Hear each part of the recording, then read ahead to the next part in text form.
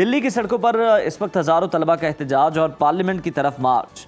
मोदी हुकूमत की दाखिली सिक्योरिटी और सियासी इस्तेहकाम के लिए क्या समझते हैं, कितना बड़ा चैलेंज बन चुका है, कितना डैमेज करेगा मोदी हुकूमत को, बीजेपी को, आरएसएस को? जी बहुत शुक्रिया। देखिए, मेरा ख्याल में पहले जो इनके स्ट्रेंथ देख ले कि ये जो काकरोच जनता पार्टी है, इसकी तो एक तो प्रेजेंस है स्टूडेंट्स के दरमियान में है, और वो स्टूडेंट्स में शामिल है जो फ्रस्ट्रेटेड है। वो समझते हैं सिस्टम फेयर नहीं है, एग्जाम्स में पेपर्स लीक हो रहे हैं। तो आम लोग जो हैं, और मेजॉरिटी ऑलमोस्ट 40% जो इंडिया में जो ग्रेजुएट्स हैं वो 25 साल से कम उम्र के लोग हैं। तो वो जो है वो समझते हैं दे आर बीइंग बाईपास, उनको वो हक नहीं दिया जा रहा। तो एक उनकी प्रेजेंस है। सेकंड ये है कि इनकी जो सोशल मीडिया में जो प्रेजेंस है वो बहुत स्ट्रांग है। और आपको पता है कि वो इस वक्त इंडिया में सबसे मजबूत, सबसे ज्यादा फॉलोअर्स वाली ये काकरोच जनता पार्टी है। 22 मिलियन फॉलोअर्स इसके हैं। और तीसरी इंपॉर्टेंट चीज है, आपने देखा होगा कि इंटरनेशनल मीडिया इनको बहुत ज्यादा कवर कर रही है। सो इनके ओवरऑल एक बहुत इंपॉर्टेंस। अब बात सवाल ये भी पैदा हो रहा है, they have for the first time कि एक non political organisation they have challenged the BJP. So उनकी जो पॉलिटिकल रेपुटेशन है या उनकी स्टैंडिंग है जो ऑलरेडी कमजोर हो चुकी है, तो उसको उन्होंने थ्रेट किया। अब माना जा रहा है कि फ्यूचर में ये तो एक बहुत बड़ी पॉलिटिकल फोर्स के तौर पर आके इंडिया के इलेक्शंस में खड़ी हो सकती है।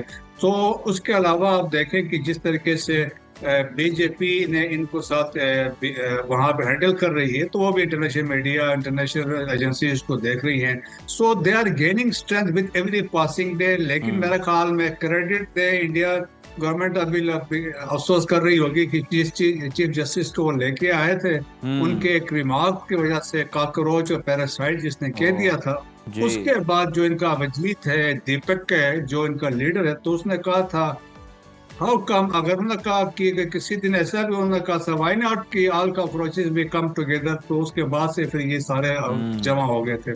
तो एक it is a rising threat to BJP RSS government in India.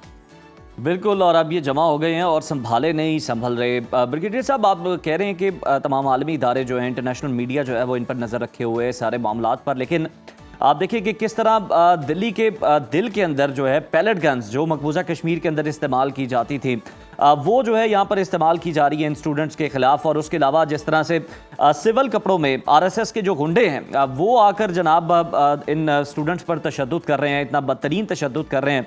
और उसके बाद दिल्ली पुलिस ये कह रही है कि जनाब अब हमारा जो भी अहलकार होगा उसको यूनिफॉर्म में निकलना ज़रूरी है। तो ये जो बर्बरियत है, यानी इससे ये साबित हो गया कि पड़ोसी तो पड़ोसी, इनके अपने भी जो हैं वो महफूज नहीं है इनके शर से।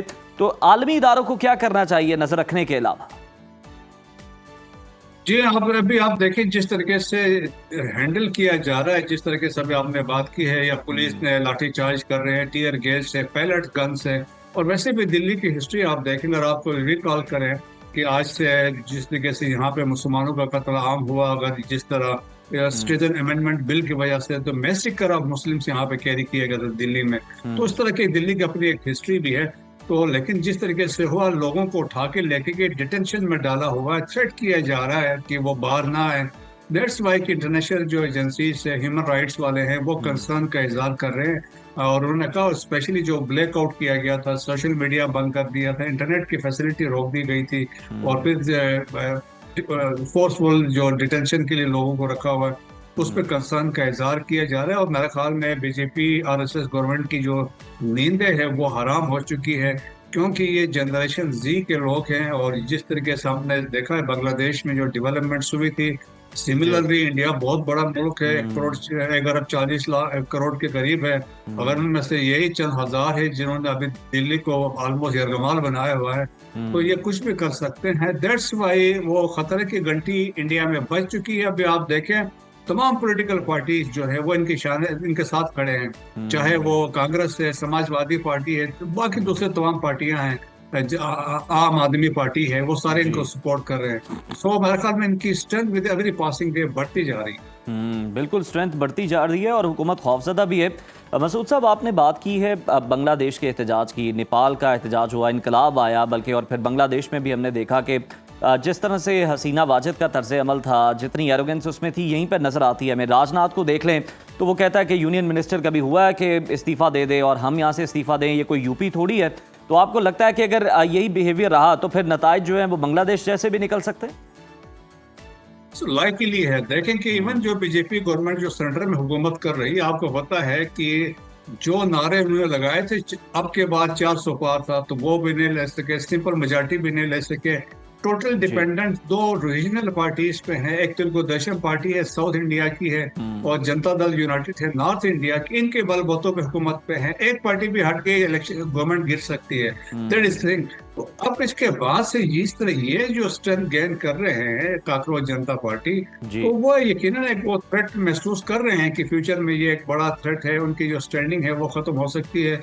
और दैट्स वाई आप देखें कि बहुत सारे इवन मोदी साहब ने उस पर कोई खास इस तरह रद्द अमल नहीं दिया है। जिस तरह की डिमांड्स आ रही हैं वो फुलफिल नहीं हो रही है, और डिमांड देखा जाए तो बड़े जेन्युइन है, आम लोगों की दिल की बात उन्होंने की है। पेपर लीक होते हैं, इस तरह वो कोटा मिलता नहीं है, और हायर बिडर को पेपर्स लीक करके पेमेंट्स की जाती है। सो मेरे ख्याल में कि एक real threat is developing in India to BJP RSS led government. और बिल्कुल मसूद साहब, आवाज़ें जो हैं वो इंडिया के अंदर से उठ रही हैं, नामवर शख्सियात जो हैं इस पर बात कर रही हैं, ना सिर्फ बात कर रही हैं, हिमायत कर रही हैं। और हम देख रहे हैं इन स्टूडेंट्स के लिए इतना खाना भिजवाया गया मुसलमानों की जानिब से, सिखों की जानिब से, और कोई मज़हब जो है, ज़ात पात जो है वो नहीं देखी जा रही, बल्कि इन्हें कहना पड़ा कि और खाना मत भिजवाइए, हमारे पास काफ़ी है।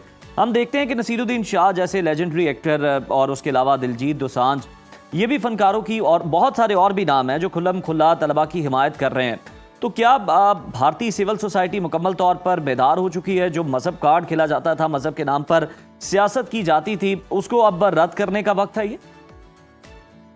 जी हाँ, देखिए कि स्पेशली इवन हमने शबाना आज़मी को भी देखा, जी। और भी बहुत सारे जो सिविल सोसाइटी के लोग हैं, राइटर हैं, इंटेलेक्चुअल हैं, मीडिया के लोग हैं, फिल्म इंडस्ट्री के लोग हैं, वो भी आए हैं। लेकिन इसके साथ साथ आप देखें राहुल गांधी जाके इनके साथ बैठ गए हैं, तो बहुत अपोजिशन लीडर हैं, बहुत जी। उनकी इम्पोर्टेंस है। समाजवादी पार्टी है, बाकी दूसरी पार्टीज भी है। फिर सिविल सोसाइटी में देखें ना, सिविल सोसाइटी में वो कहते हैं ना, आपने उनकी दुखती रग पे जिन्होंने हाथ रखा है, और आप उन्होंने जिस तरीके से कहा कि आम गरीब आदमी जो है वो उसको चांस ये नहीं मिलता है इंडिया में। और हम यही तो कहते हैं ना कि 5% ब्राह्मण है इंडिया के अंदर, वो तमाम इंडिया को कंट्रोल कर रहे हैं, चाहे वो ब्यूरोक्रेसी है, जुडिशरी है, मिलिट्री है, वो डिसीजन मेकिंग में शामिल है। तो अनफॉर्चुनेटली आप दैट्स वाई आप देखें ना कि दलित जो 40 करोड़ थे, उन बेचारों की तो कोई हैसियत नहीं है, शूद्र कहलाते हैं, हरिजन है, अनटचेबल है। इसी तरह मुसलमानों की हालत है, इसी तरह खालिस्तान के सिखों की हालत है।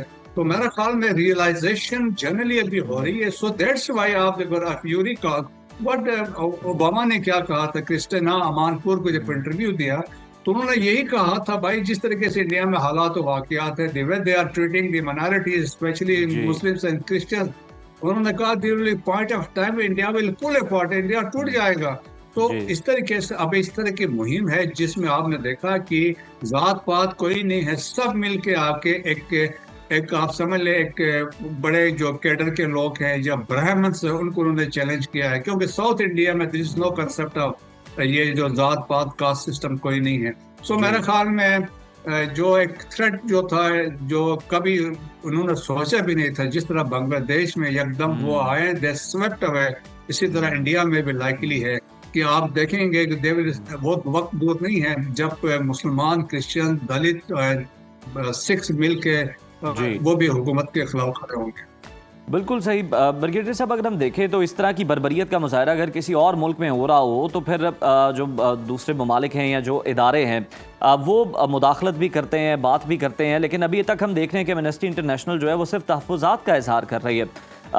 जो लगता नहीं कि बीजेपी इन तहफ़्फ़ुज़ात को दूर करेगी, वो तो ताकत के साथ ही इन मुजाहिरीन को हैंडल करने की, स्टूडेंट्स को हैंडल करने की कोशिश कर रही है। तो आपको नहीं लगता कि कहीं ना कहीं इन इदारों के भी डबल स्टैंडर्ड्स हैं इंडिया के मामले में? देखिए वो तो है, लेकिन इंडिया से खबर तो बन गई है, दुनिया भर के अटेंशन इस तरफ डाइवर्ट उन्होंने कर दी है, उन्होंने अपना कंसर्न का इजहार कर दिया है।